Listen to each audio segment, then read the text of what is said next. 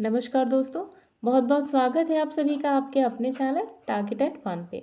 मैं हूं अमृता और आज का जो विषय है हमारा चर्चा का वो इफेड्रा। और इफेड्रा के तहत जो हमारा सब टॉपिक है उसमें हम आज बात करेंगे इंटरनल स्ट्रक्चर ऑफ इफेड्रा के बारे में। तो बेसिकली आज हम स्टेम के बारे में बात कर रहे हैं कि स्टेम के इंटरनल स्ट्रक्चर में कौन कौन से टाइप की सेल्स पाई जाती है और कैसा स्ट्रक्चर होता है स्टेम का। ये आप सभी के लिए बहुत ही ज़्यादा डिटेल्ड में जानने का एक टॉपिक है और जहाँ पर अगर आप JRF नेट लेवल की प्रिपरेशन करें तो भी आपके लिए बहुत ज़्यादा हेल्पफुल होगा। अगर आप CPMT के लिए तैयारी कर रहे हैं, PGT बायोलॉजी से प्रिपरेशन कर रहे हैं तो ये आपके लिए बहुत ही ज़्यादा हेल्पफुल होगा, बहुत ही ज़्यादा। इसके अलावा अगर आप LT ग्रेड, TGT बायोलॉजी, MSc, BSc, GIC, नीट या क्लास 12 के स्टूडेंट हैं तो ये भी आपको वीडियो बहुत ज़्यादा हेल्प करेगी। तो चलिए टाइम ना वेस्ट करते हुए स्टार्ट करते हैं आज का टॉपिक। तो आज का जो हमारा टॉपिक है उसमें हम बात करने वाले हैं मॉर्फोलॉजिकल फीचर्स ऑफ इफेड्रा के बारे में। तो चलिए बात करते हैं। सबसे पहले हम स्टेम के बारे में बात करेंगे। तो स्टेम, तो देखिए हमने यहाँ पे स्टेम का ट्रांसफर सेक्शन देखा हुआ है। ठीक है, ट्रांसफर सेक्शन क्या होता है जिनको नहीं पता है तो देखिए, ये आपका मान लीजिए शुगर केन का एक स्टेम है। ठीक है, तो आपने इसको यहाँ से एक पतली सी स्लाइड इस तरीके से काट ली। ठीक है, तो ये हो गया आपका ट्रांसफर सेक्शन। यानी किसी भी पेड़ की डाली का, ब्रांचेस का कोई भी इस तरीके से हिस्सा अगर आप काट लेते हैं पतला सा, तो ये आपका कहलाता है ट्रांसफर सेक्शन। ठीक है, जिनको नहीं पता था उनके लिए हमने यहाँ पे चीज़ें डिस्कस कर रही हैं। तो देखिए, अगर आप इफेड्रा का ट्रांसफर सेक्शन देखिएगा तो आपको स्टेम दिखाई देगा रिजिस और ग्रूव से भरा हुआ। रिजिस और ग्रूव्स क्या है, तो कहीं पे इस तरीके का उठा हुआ स्ट्रक्चर और कहीं पे इस तरीके का ढलान, फिर यहाँ उठा हुआ, फिर यहाँ गया गिरा हुआ, फिर यहाँ उठा, फिर यहाँ गिरा है। तो इस टाइप का स्ट्रक्चर आपको full of ridges and grooves इसका स्टेम आपको नजर आएगा। ठीक है, यानी एकदम रेगुलर सरफेस नहीं है, टेढ़ी मेढ़ी सी सरफेस है इस तरह की। ठीक है, तो सबसे पहले देखिएगा, ये जो आपका ट्रांसफर सेक्शन आप देख रहे हैं, ठीक है, सबसे ऊपर सबसे बाहरी लेयर होती है जिसे एपिडर्मिस कहते हैं। और एपिडर्मिस जो लेयर है वो थिक वॉल्ड सेल से बनी हुई होती है। यानी यहाँ की जो सेल्स होती है ना, वो उनकी जो सेल वॉल है वो काफ़ी थिक होती है। इसके अलावा इसके ऊपर एक क्यूटिकल लेयर भी पाई जाती है। क्यूटिकल लेयर अक्सर प्लांट्स में पाई जाती है जो सेल वॉल को प्रोटेक्ट करने का काम करती है। तो यहाँ पे ये जो आपका सेल है, ठीक है, ये एपिडर्मिस है, इसके जस्ट ऊपर आपका क्यूटिकल लेयर पाई जाती है, वो भी थिक वॉल्ड। ठीक है, अब देखिएगा एक चीज़ इंपॉर्टेंट है जो आपकी एग्जाम्स में अक्सर पूछा जाता है, खासकर PGT के जो स्टूडेंट्स हैं, आपसे पूछा जाएगा कि इफेड्रा के एपिडर्मिस में जो स्टोमेटा पाया जाता है वो कैसा होता है। तो ध्यान दीजिएगा, ये जो आपका ये नीचे ढलान वाला एरिया ना, यहाँ पे आपके पाए जाते हैं स्टोमेटास। यहाँ पर आप देख रहे हैं ना, स्टोमेटास पाए जाते हैं। और इन स्टोमेटास का फंक्शन क्या होता है, तो इनका काम नहीं, सॉरी, किस टाइप का स्टोमेटा होता है यहाँ पे, तो संकेन टाइप का स्टोमेटा पाया जाता है। ये बहुत इंपॉर्टेंट क्वेश्चन आपका यहाँ से बनता है, क्योंकि लोग ज़्यादा डिटेल में नहीं पढ़ते हैं तो आंसर नहीं कर पाते।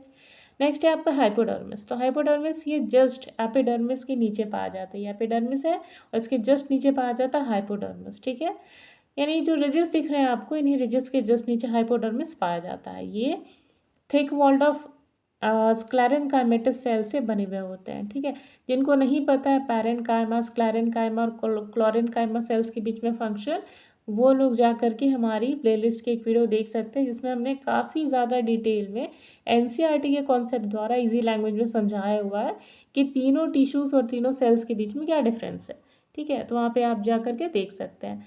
तो बेसिकली यहाँ पे जो स्क्लेरेनकाइमेटस सेल्स होती हैं ये प्लांट को, यानी फेड्रा की प्लांट बॉडी को, स्टेम को मैकेनिकल स्ट्रेंथ प्रोवाइड करती है। यानी यहाँ पर स्क्लेरेनकाइमेटस सेल्स का जो फंक्शन है, यहाँ पर उनकी प्रेजेंस है वो किस लिए, मैकेनिकल स्ट्रेंथ प्रोवाइड करने के लिए। अब मैकेनिकल स्ट्रेंथ क्यों ज़रूरी है जी, तो देखिए, जब हम प्लांट को सीधा स्ट्रेट खड़ा करते हैं, ठीक है, तो कभी कभी ऐसा होता है ना कि हवा आती है बहुत तेज़ और वो प्लांट को दाएं बाएं हिला देती है, तो उस कंडीशन में उसकी स्टेम टूटे नहीं और स्ट्रेट होकर के खड़ी रहे, उसके लिए मैकेनिकल स्ट्रेंथ बेहद ही इंपॉर्टेंट है। तो हाइपोडर्मिस वही काम करती है यहाँ पर। चलिए नेक्स्ट देखते हैं। तो नेक्स्ट टॉपिक है कॉर्टेक्स का। ठीक है, कॉर्टेक्स क्या होता है, कॉर्टेक्स जस्ट बिलो प्रेजेंट होता है हाइपोडर्मिस के।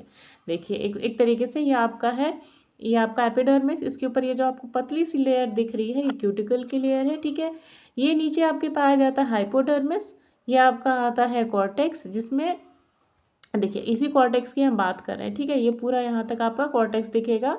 इसके जस्ट नीचे देखिएगा तो ये आपका आएगा एंडोडर्मिस। एंडोडर्मिस की लेयर के जस्ट नीचे जो सेकेंड लेयर आप देख रहे हैं ये आपका हो गया पेरिसाइकल। और पेरिसाइकल के अंदर ये जो एरिया पूरा पाया जाता है ये होता है पित्त, ठीक है। पेरिसाइकल बाहर की तरफ और पित्त अंदर की तरफ। और यहाँ पर आप जो देख रहे हैं ना ये हो गया आपका स्टोमेटा, ठीक है। तो काफ़ी ज़्यादा मैसअप हो गया, तो स्क्रीन को थोड़ा सा क्लियर कर देते हैं। अब देखिए क्लियरली आपको नज़र आएगा। तो कॉर्टेक्स जो होता है ये कहाँ प्रेजेंट होता है, तो स्क्लेरेनकाइमेटस जो सेल्स होती है ना और vascular bundles, vascular cell vascular bundle दोनों एक ही टर्म है। तो यहाँ पे वेस्कुलर बंडल्स और यहाँ पे जो स्क्लेरेनकाइमेटस सेल्स होती हैं उनके जस्ट बीच में पाया जाता है ये कॉर्टेक्स, ठीक है। ये पूरा कॉर्टेक्स आपको जो दिख रहा है यहाँ से यहाँ तक ये पूरा आपका कॉर्टेक्स है, ठीक है। अब देखिए ये एकदम डिफरेंशिएटेड, एकदम अलग से आपको नज़र आएगा। देखिए आपका हाइपोडर्मिस हो गया, ये जो आपका पूरा है ये पूरा सेल्स किसका बना हुआ है, आपका क्लोरेनकाइमा और स्क्लेरेनकाइमेटस सेल से। तो उसके जस्ट लेयर के नीचे पाया जाता है आपका कॉर्टेक्स, ठीक है। अब देखिए ये जो कॉर्टेक्स है ना दो टाइप्स में डिवाइडेड है, ठीक है। कॉर्टेक्स नंबर 1, कॉर्टेक्स नंबर ये जो आउटर कॉर्टेक्स होता है यहाँ पे, ये आउटर कॉर्टेक्स जो होता है वो 2-3 लेयर की सेल से बना हुआ था जो कि रेडियल यानी इस तरीके से अरेंज होती है, इस तरीके से, ठीक है। रेडियल अरेंज होती है और 2-3 लेयर्स में पाई जाती हैं इलोंगेटेड पैलिसेड टिश्यूज़, ठीक है। इलोंगेटेड पैलिसेड टिश्यूज़ जो होते हैं वो 2-3 लेयर्स में पाई जाती हैं। ये हुआ आपका आउटर कॉर्टेक्स। अब ये जो इनर कॉर्टेक्स सेल्स होती हैं ये इनर कॉर्टेक्स सेल्स ये भी 2-3 लेयर्स में पाई जाती है। फ़र्क सिर्फ इतना होता है कि यहाँ पे जो टिश्यूज़ होते हैं सेल्स होती हैं ये होती है स्पॉन्जी पैरेन्काइमा की, और ये जो ऊपर वाली जो होती है आउटर कॉर्टेक्स ये होती है आपकी पैलिसेड पैरेन्काइमा की, ठीक है। ये पैलिसेड होता है तो ये कौन सा होता है आपका स्पॉन्जी पैरेन्काइमा। इंपॉर्टेंट कॉन्सेप्ट है, इसको ध्यान में रखिएगा। ये चीज़ भूल जाइएगा तो बहुत एग्जाम में आपके आता है फिर आप स्किप कर जाएगा इस चीज़ को। और देखिए एग्जाम्स में मैं बार बार कहती हूँ कि एक नंबर का बहुत वैल्यू है, और ये 1 नंबर आप कब स्कोर कीजिएगा जब आप इस कॉन्सेप्ट को ध्यान में रखिएगा कि कहाँ पे कौन सा सेल प्रेजेंट होता है, ठीक है। तो एक बार फिर से देख लेते हैं। आउटर जो कॉर्टेक्स होता है, कॉर्टेक्स पहले की 2 पार्ट्स में डिवाइडेड होता है। पहला जो आउटर कॉर्टेक्स होता है ये होता है radially arranged elongated palisade tissues का, और जो इनर कॉर्टेक्स होता है ये बना होता है 2 से 3 लेयर स्पॉन्जी पैरेन्काइमा का, ठीक है। तो ये आपके कॉर्टेक्स की फॉर्मेशन है। अब देखिएगा जो सेल होती है आउटर और इनर कॉर्टेक्स की ये लूजली अरेंज्ड होती है, मतलब ये नहीं है कि कॉम्पैक्टली अरेंज्ड और इंटरसेल्युलर स्पेसेस नहीं है। ध्यान दीजिएगा इस चीज़ पर कि इंटरसेल्युलर स्पेसेस तो हैं लेकिन वो भी छोटी मोटी नहीं, लार्ज इंटरसेल्युलर स्पेसेस हैं, ठीक है। कैसे है यहाँ पे लार्ज इंटरसेल्युलर स्पेसेस हैं। अब देखिएगा इनके अंदर ये जो आपको इंटरसेल्युलर स्पेसेस दिखाई दे रही है ना यहाँ पे इस जगह पे, एक सेकेंड थोड़ा सा कलर चेंज करते हैं। देखिएगा ये जो आपको यहाँ पे गैप्स दिखाई दे रहे हैं ना, इन गैप्स के अंदर क्लोरोफिल पाया जाता है जो कि फोटोसिंथेसिस का फंक्शन परफॉर्म करता है। यानी एक तो ये टाइटली यानी कॉम्पैक्टली पैक्ड नहीं होते, इनके अंदर थोड़ा छोटा छोटा स्पेस पाया जाता है और इन स्पेसेस के अंदर क्लोरोफिल प्रेजेंट होता है जो कि फोटोसिंथेसिस के फंक्शन को परफॉर्म करता है, ठीक है। इसके अलावा कहीं कहीं यहाँ पे छोटे छोटे पैचेस में आपको स्क्लेरेनकाइमेटस टिश्यूज नजर आएंगे। देखिए यहाँ पर कहीं कहीं आपको पैचेस में स्क्लेरेनकाइमेटस टिश्यूज नजर आएंगे। ये जो दिख रहे हैं आपको ये है आपके स्क्लेरेनकाइमेटस टिश्यू, ठीक है, कहीं कहीं पे। इसके अलावा कॉर्टेक्स जो होता है उसको मैकेनिकल स्ट्रेंथ प्रोवाइड करने के लिए ना ये स्क्लेरेनकाइमेटस सेल्स प्रेजेंट होती है। जैसे कि हमने हाइपोडर्मिस के केस में भी देखा था कि स्क्लेरेनकाइमेटस सेल्स जो होती हैं उसके अंदर प्रेजेंट होती है। सिमिलरली यहाँ पे भी स्क्लेरेनकाइमेटस सेल्स जो है ना इस तरीके की ये सेल्स यहाँ पे देखिए पैचेस में पाई जाती हैं जो कि स्टेम को मैकेनिकल सपोर्ट प्रोवाइड करती है। तो आप देख रहे होंगे हाइपोडर्मिस में भी है स्क्लेरेनकाइमेटस टिश्यूज, इसके अलावा कॉर्टेक्स में भी है। तो ये क्या करते हैं मैकेनिकल स्ट्रेंथ प्रोवाइड करने का काम करते हैं ट्रीज को, सॉरी प्लांट को। नेक्स्ट है आपका एंडोडर्मिस, ठीक है। एंडोडर्मिस क्या होती है, देखिए आपको पता होगा कि जो लेयर होती है ना प्लांट की वो 3 लेयर्स में डिवाइडेड होती है। पहली होती है एपिडर्मिस जो कि एकदम आउटर होती है, बीच में होता है हाइपोडर्मिस और सबसे अंदर वाली जो होती है ना वो होती है एंडोडर्मिस। तो ये हम सबसे थर्ड यानी कि तीसरी और इंटरनल लेयर के बारे में बात कर रहे हैं, ठीक है। तो चलिए अब देखते हैं एंडोडर्मिस जो होती है इनर मोस्ट लेयर होती है कॉर्टेक्स की। कॉर्टेक्स के बाद जो लेयर होती है inner most that is endodermis. और ये इजीली डिस्टिंग्विशेबल नहीं है, यानी कि ये कॉर्टेक्स है, उसके बाद फिर आपका सीधे एंडोडर्मिस सेल आ गया, ठीक है। तो इजीली डिस्टिंग्विशेबल मतलब कोई एक बीच में लेयर नहीं है सेल्स की, ठीक है। यहाँ पे आपको इमेज में क्लियरली नज़र आ रहा है, लेकिन यहाँ पे सेल कंटिन्यूसली यहाँ पे प्रेजेंट होती है, ठीक है। तो ये चीज़ें यहाँ पर है। दूसरा है पेरिसाइकल। तो देखिए एंडोडर्मिस के ठीक नीचे ये वाली जो लेयर है ना, रुकिए हम इसको दूसरे कलर से बना के दिखाते हैं। ये जो आपकी सेकेंड वाली लेयर है, इसके नीचे देखिए ये वाली, ये है आपकी पेरिसाइकल। इसके जस्ट ऊपर जो प्रेजेंट है ये है आपके एंडोडर्मिस, ठीक है। तो पेरिसाइकल कहाँ पे प्रेजेंट होती है? एंडोडर्मिस के जस्ट नीचे। और दोनों ही ध्यान रखिएगा, एंडोडर्मिस की जो लेयर है वो भी सिंगल लेयर्ड है, और पेरिसाइकल की जो लेयर है ये भी सिंगल लेयर्ड है। तो दोनों सिंगल लेयर में पाई जा रही है, ठीक है। अगला है देखिए आपका वेस्कुलर सिलेंडर यानी वेस्कुलर बंडल। तो वेस्कुलर बंडल आपका यहाँ पे एंडार्क टाइप का है, सिफोनस स्टील है। अब बहुत बच्चों के मन में आ रहा होगा कि सिफोनस स्टील क्या होता है, एंडार्क क्या होता है। तो हमने ऑलरेडी इस कंटेंट पे वीडियो बना रखी है कि सिफोनस स्टील क्या होता है, एंडार्क और एक्सार्क कंडीशन क्या होती है, ओपन और क्लोज्ड वेस्कुलर बंडल्स क्या होती है। तो उस चीज़ को हम यहाँ पे डिस्कस नहीं कर रहे हैं, ठीक है। हम टॉपिक को अपने आगे लेके चल रहे हैं, वरना वीडियो बहुत ज़्यादा लंबा हो जाएगा। और वैसे भी 20 मिनट के बाद जो है वो स्टूडेंट्स कॉन्सेंट्रेट नहीं कर पाते, उसके बाद उनको याद आने लगता है अपना जो इम्पोर्टेंट काम होता है।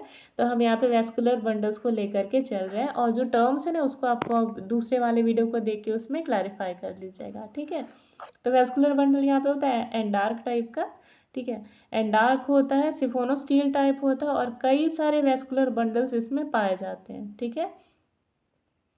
और सारे जो वेस्कुलर बंडल्स है वो एक रिंग के फॉर्म में प्रेजेंट होते हैं। जैसे आपका स्टेम है तो यहाँ पे वेस्कुलर बंडल इस टाइप से रिंग के फॉर्म में गोल गोल प्रेजेंट है, ठीक है।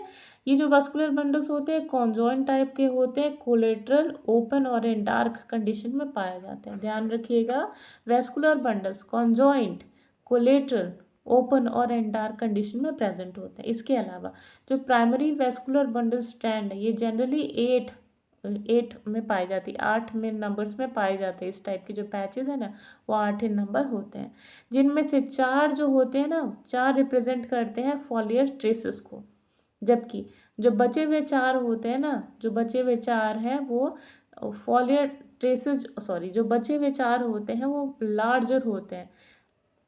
फिर से सुनिएगा, जो 8 टाइप में आपको यहाँ पे वेस्कुलर बंडल नजर आएंगे, 4 जो होते हैं वो छोटे होते हैं, फॉलियर ट्रेसेस को शो करते हैं, और जो 4 होते हैं वो लार्जर होते हैं। यानी 4 के बंडल्स में अगर वेस्कुलर बंडल पाया जा रहा है तो 4 जो है वो छोटे और 4 थोड़े बड़े साइज के हैं, ठीक है। अब देखिएगा, जो फॉलियर ट्रेसेस हैं वो नोड जो होता है ना, नोड जानते हैं ना, इंटर नोड, हमने पिछले वाले वीडियो में डिस्कस किया था। ये नोड्स है और ये इनके बीच का जो स्पेस है ना इसे इंटर नोड्स कहते हैं, ठीक है। एक बार स्क्रीन क्लियर कर लेते हैं, देखिएगा ये जो आपका स्टेम है ना, तो यहाँ पे ये आपके नोड्स हैं, ठीक है। तो इन नोड्स में फोल्डेड स्पेसेस जो होते हैं वो पूरे नोड्स में फैले हुए रहते हैं। और जाइलम जो है यहाँ पे आपका, देखिए वेस्कुलर बंडल में जाइलम और फ्लोएम दोनों टर्म आते हैं। तो जाइलम में यहाँ पर जो जाइलम यहाँ पे प्रेजेंट होता है वो बना होता है ट्रैकेट्स का, वेसल्स का और जाइलम पैरेन्काइमा का, ठीक है। इस चीज़ को ध्यान रखिएगा। फिर से बताते हैं, जाइलम जो होता है यहाँ पे वो ट्रैकेट्स का, वेसल्स का और जाइलम पैरेन्काइमा का बना हुआ है। अब जाइलम की तो हमने बात कर ली। अब देखिएगा नेक्स्ट यहाँ पे बोल रहा है कि क्योंकि इनके अंदर वेसल्स पाए जाते हैं, ठीक है, जाइलम वेसल्स भी पाए जाते हैं, इसीलिए इफेड्रा जो है वो स्ट्रक्चर में, मॉर्फोलॉजी में एंजियोस्पर्म्स को रिजेंबल करता है। यानी कुछ कुछ कंडीशन इफेड्रा की ऐसी है जो कि एंजियोस्पर्म से मिलती है, लाइक जाइलम वेसल जो है वो प्रेजेंट होते हैं एंजियोस्पर्म्स में, और वही कंडीशन यहाँ इफेड्रा में भी पाई जाती है, ठीक है। नेक्स्ट, अब फ्लोएम की बात करते हैं। तो फ्लोएम के अंदर, फ्लोएम किससे बना होता है? सीव सेल से, फ्लोएम पैरेन्काइमा से एंड एल्ब्यूमिनस सेल से। तो फिर से बात करते हैं, देखिए फ्लोएम किससे बना होता है? पैरेन्काइमा से और एल्ब्यूमिनस सेल से और सीव सेल से, ठीक है। ये प्रेजेंट होता है हमारा फ्लोएम। फ्लोएम जो है हमारा इन्हीं 4 स्ट्रक्चर से मिलकर के बनता है। अब देखिए, जाइलम और फ्लोएम जो होते हैं एक दूसरे से एक पतली सी स्ट्रिप यानी कैम्बियम की स्ट्रिप के द्वारा एक दूसरे से सेपरेटेड होते हैं।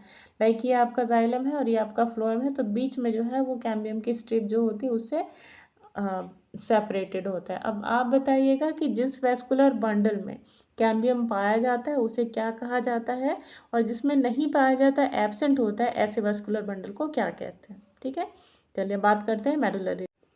चलिए अब बात करते हैं मेडुलरी रेज की।